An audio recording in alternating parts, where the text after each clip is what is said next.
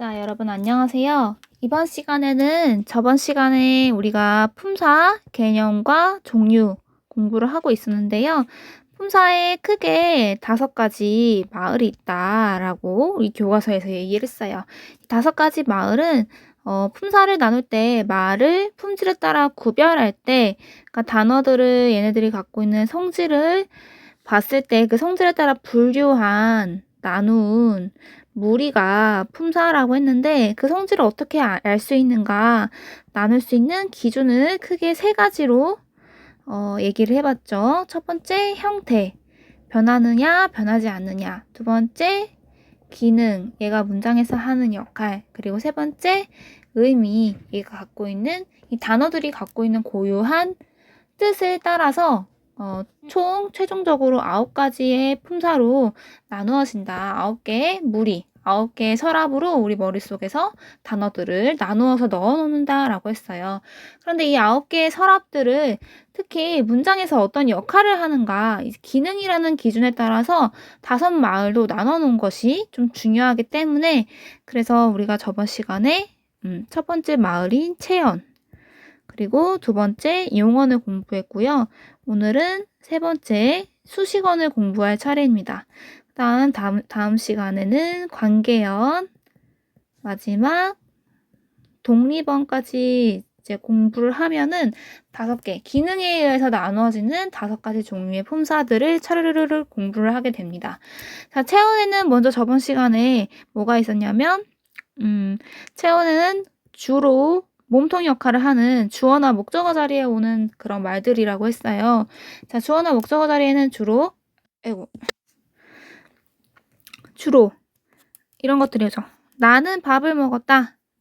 주어 나는, 그리고 밥을, 나, 밥과 같은 애들은 다 형태가 변하지 않으며 항상 그리고 그 어떤 대상을 가리키는 그런 말이죠. 대상의 이름을 불러주는 말, 명사, 밥, 이런 것들. 그리고 나는 밥을 먹었다 할 때 어떤 대상을 항상 바꿔서 대신해서 말하는 거를, 지칭하는 거를 대명사, 나너, 우리, 여기, 저기, 거기, 그런 것들.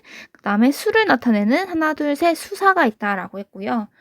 다음 용언에는 뭐가 있냐면, 일단 용언이라는 것 자체가 활용하는 말, 형태가 변화하는 것을 우리가 활용이라고 한다고 했습니다. 활용이라는 거는 이런 거라고 했죠. 먼저 동사, 밥을 먹다 해서 먹다라는 말이 있어. 이 먹다라는 동사는 항상 먹다라는 형태로만 쓰이는 게 아니라 먹고 싶다, 먹을 거니, 먹었구나, 이렇게 다양하게 형태를 바꾸게 되죠. 형용사도 마찬가지죠. 뭐 밝다, 이런 것들, 좋다, 이런 것들 계속해서 형태에 변할 수 있죠. 그래서 이렇게 체언과 용언, 가장 우리 말에서 어떻게 보면 중요하다고 할 수 있는 2가지를 배운 거예요. 우리가 말을 처음 배울 때도 이 2가지 먼저 배워요. 2가지 가지고 먼저 시작을 해. 예를 들어서 맘마, 명사죠. 밥, 명사죠. 그 다음에 뭐로 시작하냐면은 뭐라고 할까? 동사, 형용사. 줘, 이런 거 동사죠. 자, 코해, 동사죠. 이렇게 우리가 어떤 체언과 용언 정도의 단어들만 있으면 어느 정도 대충 뜻은 전달을 할 수 있어요. 근데 우리는 조금 더 발전한 동물이고 훨씬 더 복잡하고 다양한 뜻을 섬세하게 전달할 수 있는 그런 언어 능력을 가지고 있기 때문에, 인간은, 그리고 우리 말은, 그래서 여기에다 더해주는 좀 뭔가 의미와 그런 그 생각을 더 섬세하게 표현할 수 있는 다른 단어들도 굉장히 더 많이 배우게 되는 거죠, 점점. 그래서 이번에는 3번째, 이 마을에 해당하는 수식어이라는 거를 공부를 해보도록 하겠습니다. 수식어는 그 말에서 일단 알 수 있는데요. 수식하다라는 것 자체가 그 교과서 107쪽에 나와 있어. 106쪽이구나. 미안해요. 106쪽에 나와 있듯이, 글씨가 아주. 자, 수식하다 할 때 그 식은요, 그 장식이나 가식이라는 단어에 나오는 그 식하고 똑같은 거예요. 자, 장식은 뭘까? 치장하다, 꾸미다 라는 뜻이에요. 가식은 뭘까? 거짓가거든요. 거짓으로 꾸미다 라는 뜻이에요. 그러면은 수식은 뭘까요? 수식 역시 꾸며주다 라는 의미를 가져요. 꾸며주다. 뭘 꾸며주냐면 이 경우에 수식어니라고 할 때는 뭘 꾸며주는 거냐면은 뒤에 오는 말을 꾸며주는 거예요. 뒤에 오는 단어를 꾸며주는 말을 수식어니라고 합니다. 근데 꾸며준다는 것의 의미가 좀 명확하지 않죠. 근데 꾸며준다는 거는 우리가 꾸밀 때 어떻게 아니, 인간이 그냥 이렇게 있어, 태어났어. 그 신생아 날것의 상태로 돌아다니면은 이거 좀 민망스럽죠. 그래서 어떻게 하니? 여기다가 옷을 입죠. 그리고 또 여자들은 뭐 또 해? 대충. 여자뿐만 아니라 모든 남자도 할 수 있죠, 요즘에는. 입술도 바르고 화장도 하죠. 그리고 나갈 때 뭐예요? 신발도 신죠. 자, 그리고 머리도 뭐 더 하고요. 이러면서 하나, 둘, 셋, 넷 뭔가를 더 해주죠. 그죠? 이 뒷말을 꾸며준다 할 때 그 꾸며준다는 거는 뭔가를 더 하다라는 걸로 생각을 하면 돼요. 뭘 더 하냐면 정보를 더 해준다라고 생각하시면 돼요. 자, 이제 예를 한번 들어볼게요. 활동을 보면서 수식어니라는 것의 그 단어의 뜻이 무엇인가, 꾸며준다는 것의 의미를 한번 보도록 하겠습니다. 자, 여러분 교과서 106쪽에 1번 관형사와 부사의 특성을 알아보자. 거기 한번 볼게요.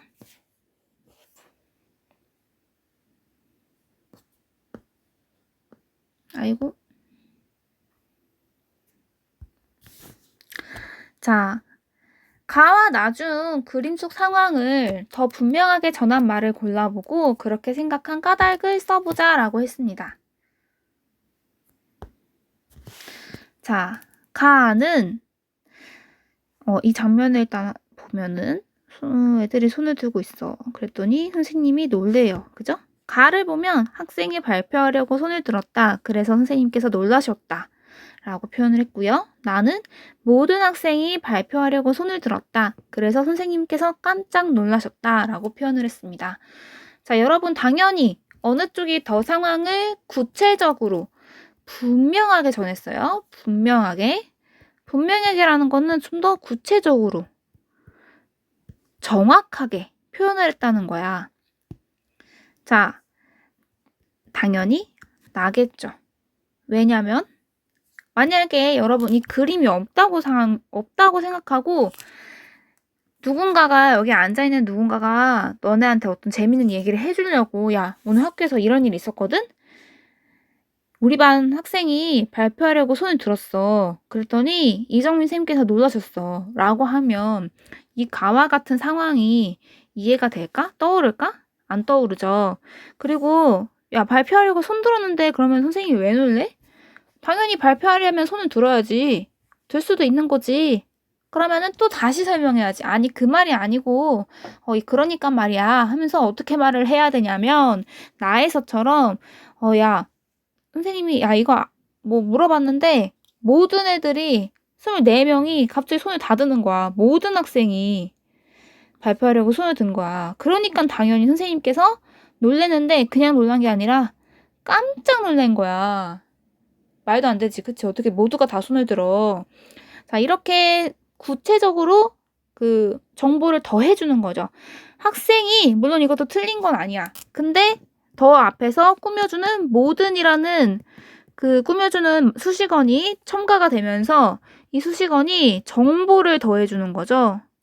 정보를 더해준다. 이것이 바로 꾸며준다라는 것의 진짜 의미입니다. 정보를 더해줌으로써 모든, 그러니까 그냥 학생이 아니고 1명, 2명, 3명, 4명 모두가 이렇게 정보를 더해줌으로써 이 상황에 대한 이해를 좀 더 구체적으로 해주는. 그죠? 그리고 깜짝도 마찬가지야. 깜짝도 사실 그렇게 꼭 필요하고 그런 건 아니에요. 하지만 놀랐어가 아니라 깜짝 놀랐어 라고 깜짝이라는 정보를 더해줌으로써 그 놀란 것이 어느 정도였는가, 놀라는 그 수준, 그 상황의 좀 더 정확하게 표현을 할 수가 있잖아요. 그쵸? 이게 바로 수식어의 의미입니다. 자, 그러면 그렇게 생각한 까닭 한번 써볼까요?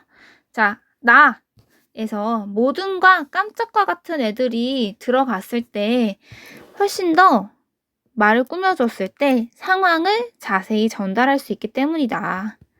이렇게 써보면 될 것 같아요. 모든 깜짝은 뒤 말을 꾸며준다는 것은 무슨 뜻이냐면 정보를 더해서 상황을 자세하게 표현해 주죠.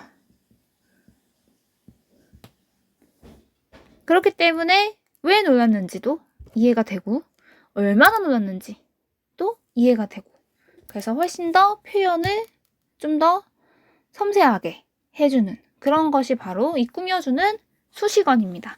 이게 모든과 깜짝은 모두는 학생을 꾸며주고요. 깜짝은 놀라셨다라는 단어, 뒤에 오는 단어를 꾸며주는 수식어의 이제 어떤 기능이라고 할 수 있겠죠. 기능, 의미. 자, 아시겠죠? 뭐? 자, 그러면 밑에 2번, 오른쪽에 2번 가볼게요. 자, 2번 보기의 문장에서 다른 말을 꾸며주는 낱말을 찾고 그 낱말들을 제시된 기준에 따라 나누어 보자 라고 했어요. 자, 문장이 4개가 있는데 이 4개의 문장 중에서 체연을 꾸며주는 말과 용언, 다른 부사, 문장 전체 등을 꾸며주는 낱말로 나누어 보자고 하네요. 그럼 일단 다른 말을 꾸며주는 낱말을 모두 찾아서 밑줄을 쳐봐야 되겠죠? 혹시 여러분 본인의 그 언어 감각을 시험해보고 싶으신 분들은 꼭 강의를 잠깐 멈추고 어떤 것들이 있는지 스스로 밑줄 한번 살짝 쳐보자. 그 다음에 선생님이 바로 이제 설명 시작을 할 건데 그러면 그때 한번 자기가 어느 정도 다른 말을 꾸며주는 낱말을 찾았는지 찾아보세요. 이게 바로 수식어이다. 자, 그럼 찾는다. 자, 거북이가 엉금엉금 기어간다. 자, 거북이가 기어가는 행동의 주체죠. 주어. 기어간다. 기어가는 행동이죠. 동사로서. 그러니까 명사, 주어, 동사, 서술어예요. 그럼 엉금엉금은 어떤 역할을 하느냐? 엉금엉금. 기어가긴 기어가는데 어떻게 엉금이라고 조금 더 그 상황, 기어가는 모습을 설명을 해주는 뒤에 말을 꾸며주는 정보를 더해주는 역할을 하고 있죠. 자, 그럼 엉금엉금 하나 찾았어요. 네, 두 번째, 너는 어떤 가수를 가장 좋아하니? 여기서는 자, 너는 주어, 명사 주어죠. 대명사 주어죠. 너 가수를 좋아하니? 너는 가수를 좋아하니? 여기만 있어도 이렇게만 써도 문장은 돼. 하지만 정확히 내가 지금 물어보려고 하는 건 뭐냐면 가수는 가수인데 어떤 가수? 그치? 가수를 꾸며주면서 가수 중에서도 그러니까 어떤 기준을 주고 정보를 더해주면서 더 구체적으로 시키는 거죠. 좋아하니 그냥 좋아하는 게 아니라 어떻게 얼마나 가장 있죠. 또 좋아하니라는 동사를 꾸며주고 있어요. 동사 용언을 꾸며주고 있죠. 다음 세 번째, 분명히 그날은 비가 아주 많이 내렸다.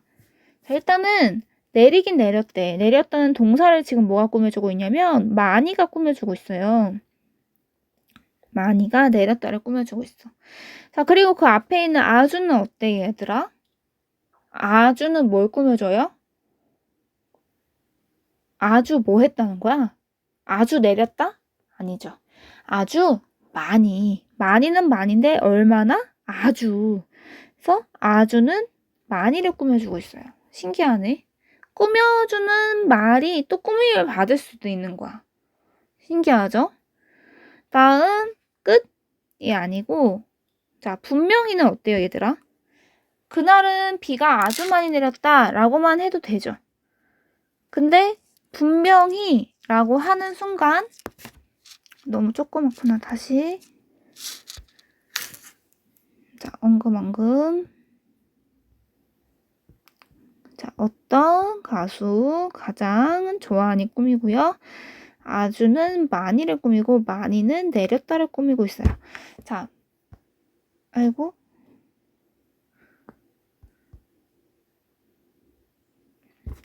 자, 열받아. 이거는 선생님이 그림 그린 건데 얘들아 미안해요. 자꾸 이렇게 실수를 해서.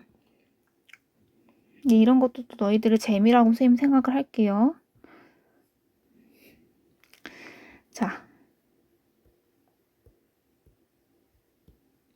자, 분명히는 뭐냐면은 그날은 비가 아주 많이 내렸다라는 이 문장이 있어. 근데 이 문장의 내용 있잖아. 그날 비가 아주 많이 내렸다라는 이 사실에 대해서 말하는 사람이 그랬었나? 맞아. 확실해. 분명해. 라는 이 말하는 사람의 이 전체 문장에 대한 태도를 보여주고 있어요. 이 사실은 분명히야. 또는 분명히 말고 또 다른 표현으로 바꿔볼 수도 있어. 아마도라고 하면 어떻게 되니? 아마도 그날은 비가 아주 많이 내렸다라고 하면 나는 약간 긴가민가해. 미들뚱 말뚱해. 라는 의미가 되죠. 근데 분명이라고 하면 나는 굉장히 확신을 가지고 있는 거야. 애매한 태도, 확신이 있는 태도. 이런 태도를 나타내주면서 뒤에 오는 문장 전체의 의미를 더해주고 있는 거죠. 의미를 더해주다. 꾸며주다. 다음, 두 사람은 사진을 보면서 옛 추억에 잠겼다. 자, 보세요. 자, 두 사람.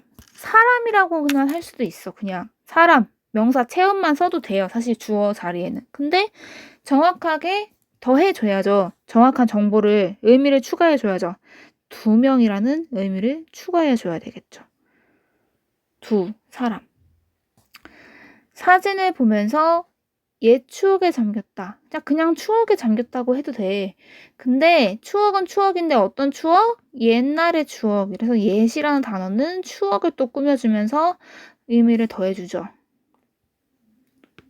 자, 봤지? 자, 밑줄친 부분이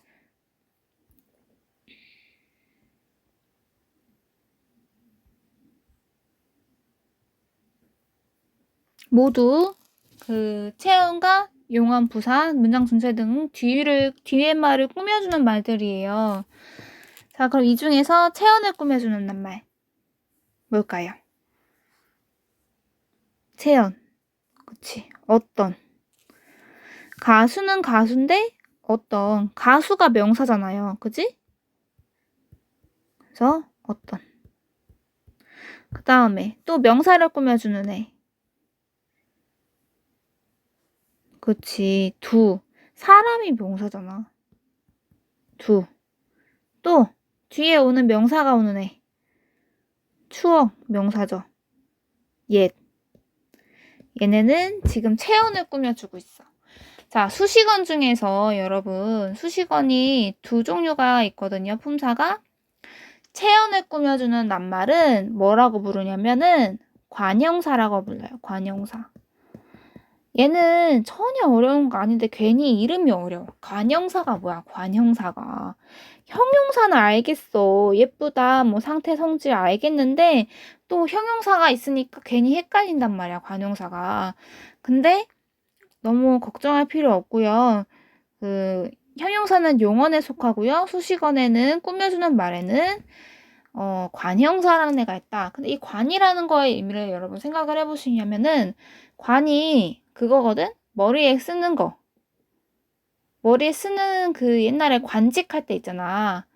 내가 벼슬에 오르면은 머리에다가 막 예쁜 거 이렇게 되게 좀 특이하게 생긴 모자 같은 거를 쓰고 딱 멋있게 가잖아요. 장한급 짜고 막 이러면은 이 쓰는 게 관이야. 관리가 될 때 할 때 그 관이 이거예요. 머리에 쓰는 거.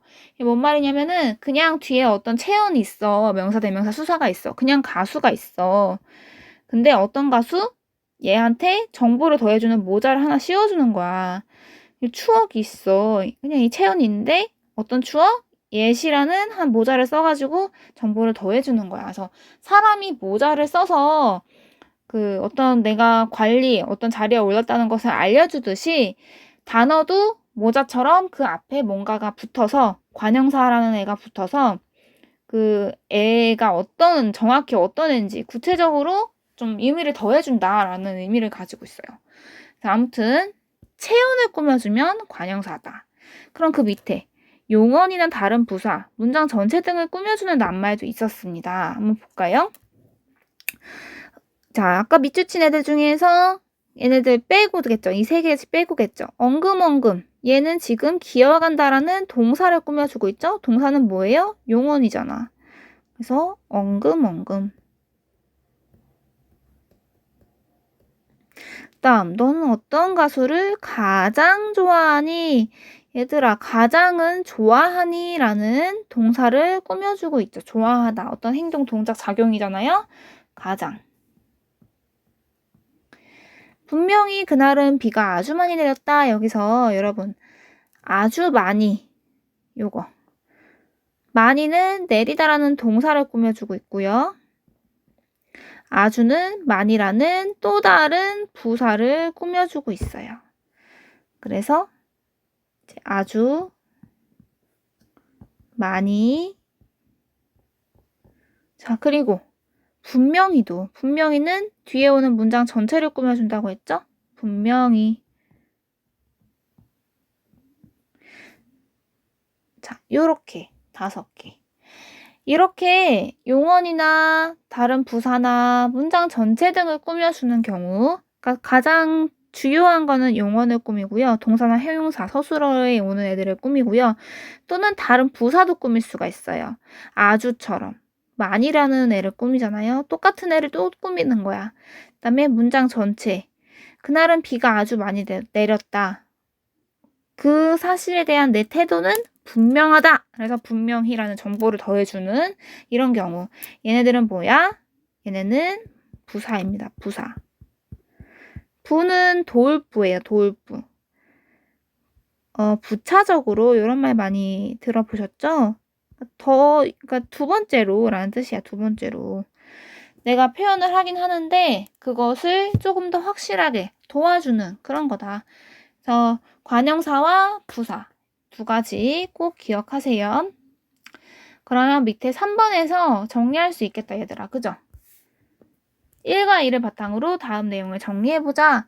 수식어에는 크게 두 가지 품사가 있다. 바로 관형사와 부사가 있다. 관형사는 아까 뭘 꾸며준다라고 했어요?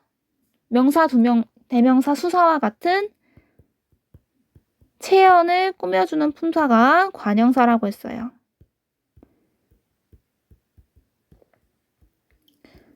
자, 부사는 주로 용언이고 다른 부사, 아주 많이처럼 꼭 기억하세요. 아주 많이.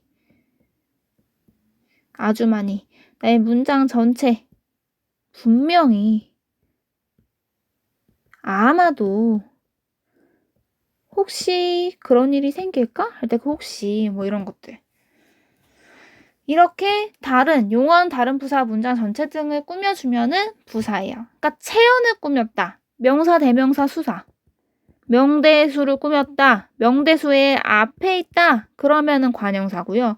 그 외에 다른 모든 품사의 앞에 있으면 부사예요. 수식어 중에 여러분 관형사 부사 꼭 기억하시고요. 자, 선생님은 그래서 이거를 어떻게 외웠냐면 수식어에는 크게 두 가지가 있다. 관형사와 부사가 있다. 관형사는 뭐 앞에 오고 부사는 뭐 앞에 오냐. 그래서 체언을 꾸미면 관형사고 용언 앞에 오면 부사다. 그러니까 체언 앞에 오면 관형사, 용언 앞에 오면 부사. 그래서 이렇게 외웠어요. 관, 체, 부, 용. 이렇게 약간 무슨 사자성어처럼 또는 중국어처럼 이렇게 관체부용 이렇게 외웠거든요. 관형사는 체언을 꾸미고 부사는 용언을 꾸민다 이 말이에요. 그런데 사실 실제로는 꾸민다고 하면 어떤 순서로 오냐? 이렇게 오는 거예요. 체언 앞에 관형사가 와요. 그러니까 뭐라고 할까요? 구두는 부사 아주 용언, 형용사나 동사. 예쁘다. 이런 식으로 문장을 하나 만들어서 외워버리면 편해요. 새 구두는 아주 예쁘다. 했을 때 새, 관형사죠. 구두를 꾸며주니까 구두, 체언이죠. 명사니까 아주 부사죠. 예쁘다. 예쁘다라는 형용사, 용언이죠. 이렇게 새 구두는 아주 예쁘다. 관체부용, 관체부용 항상 꼭 기억하세요. 자, 그럼 얘네들의 공통점은 뭐냐? 문장에서 쓰일 때 형태가 변하지 않아요. 고정된 형태로 그대로 쓰여요. 형태가 변하지 않는 말을 뭐라고 한다고? 불변어라고. 그럼 가변어는 뭐예요? 용언.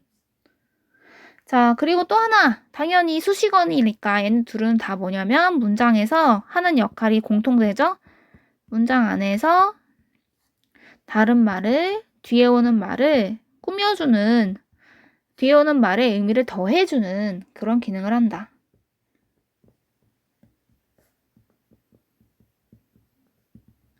자, 꾸며준다는 거 꼭 기억하세요. 꾸며준다는 건 뭐라고? 의미를 추가해준다는 뜻이라는 거. 의미 추가. 아, 구두는 구두인데 어떤 구두? 새 구두. 예쁘긴 예쁜데 얼마나? 아주 의미를 추가해준다는 그런 역할을 한다는 것이 꾸민다는 거 꼭꼭 기억하세요. 자, 그럼 밑에 한번 밑줄 쳐놓고 끝낼게요. 관형사 부사의 개념과 특성. 관형사 부사, 관부는 다른 말을 꾸며주는 기능을 하는 품사. 꾸민다는 건 뭐라고? 의미 추가. 이 둘을 묶어서 수식어니라고 부른다. 자, 관형사의 예로는 모든, 무슨, 아무런 같은 것들이 있고요. 부사의 예로는 과연, 결코, 느릿느릿 이런 것들이 있다. 자, 체언을 꾸미는 것은 관형사다. 용언이나 다른 부사, 그타, 문장 전체 등 모든 것들을 꾸미게 되면은 부사다. 그래서 대체적으로 대표적인 거 하나씩만 골라서 관, 체, 부, 용 이렇게 외운다. 꼭 기억하시고요. 다음 강의에서는 조금 더 한 번만 자세하게 관형사 부사를 설명을 하겠습니다. 자, 어렵지만 끝까지 들은 여러분 정말 고생 많으셨습니다.